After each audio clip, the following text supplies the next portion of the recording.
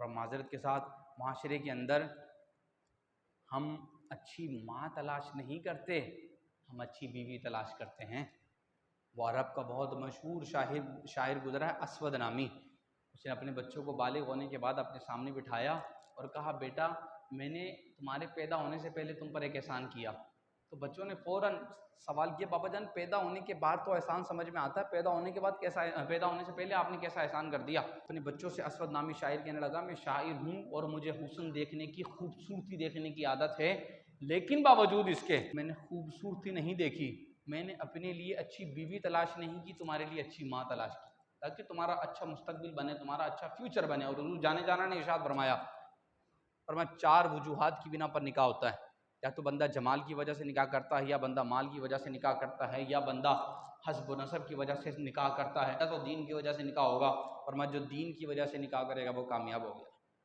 हमारे यहाँ दीन देखा जाता है, हमारे यहाँ लड़की तलाश की जाए तो उसका नाक देखा जाएगा, खड़ा है कि बैठा है, उसकी आंखें देखी जाएंगी, छोटी हैं कि बड़ी हैं, बाल लंबे हैं कि छोटे हैं, खूबसूरत है कि नहीं है। लड़का देखा जाता है, ये मेमपुड़ी खाता है कि नहीं खाता, ये नशा करता है कि नहीं करता, ये कारोबार क्या करता है, ये सारी चीज़ें देखी जाएंगी, लेकिन दीन ये नहीं देखा जाता। माज़रत के साथ हमें कुरान भी जब याद आता है जब बच्ची हाल के गेट पे होती है, जनाब कुरान ले आए, इसके सर पे रखना है।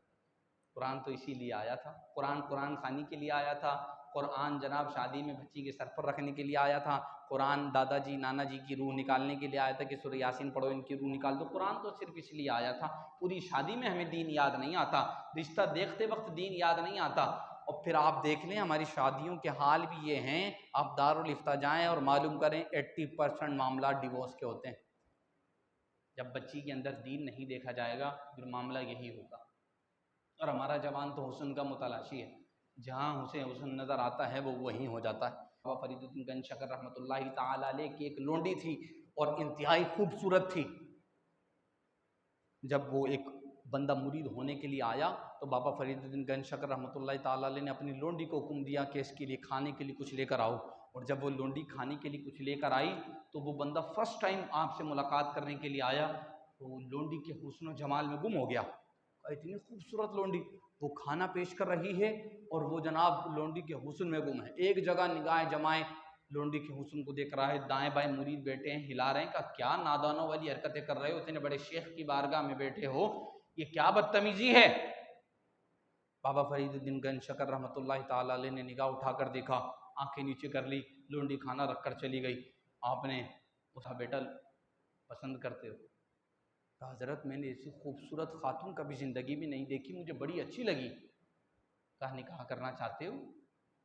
हाँ हाँ, इससे अच्छी क्या बात होगी अगर आप निकाह करवा दें। हाँ बेटा 1 महीने के बाद आना, हम तुम्हारा निकाह करवा देंगे। वो एक ख़ास किस्म की दवा थी, जिस दवा को खाने के बाद उस लड़की को मोशन लगे।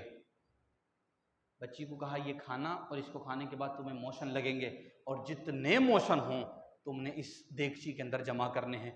उस बच्ची ने वो दवा खाई, बच्ची को मोशन लगे। 1 महीने तक बच्ची को ख़तरनाक किस्म के जनाब पेचिस हुए और बच्ची की तबीयत निढाल हो गई।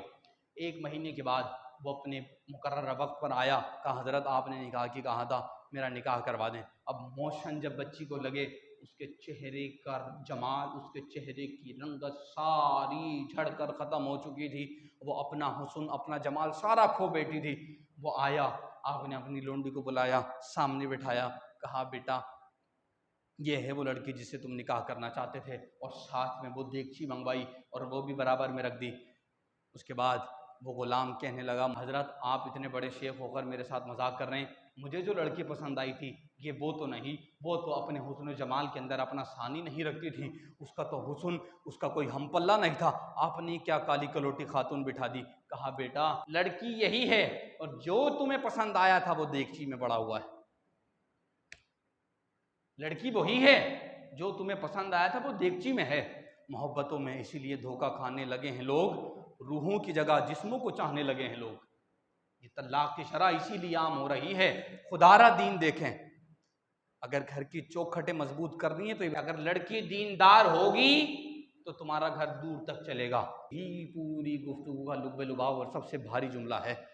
अगर ये रूहों में उतर जाए तो हमारी नस्लें हमारी बागी ना हों। ये जुमला अगर रूह में उतर जाए तो फिर हमारी नस्लें हमारे आंखें आगे ना उठाएं, हमारी नस्लें हमारे आगे लहजों को बुलंद ना करें। तो बाप दीनदार होगा तो दीन घर की दहलीज तक आएगा, माँ अगर दीनदार होगी तो फिर दीन नस्लों तक जाएगा।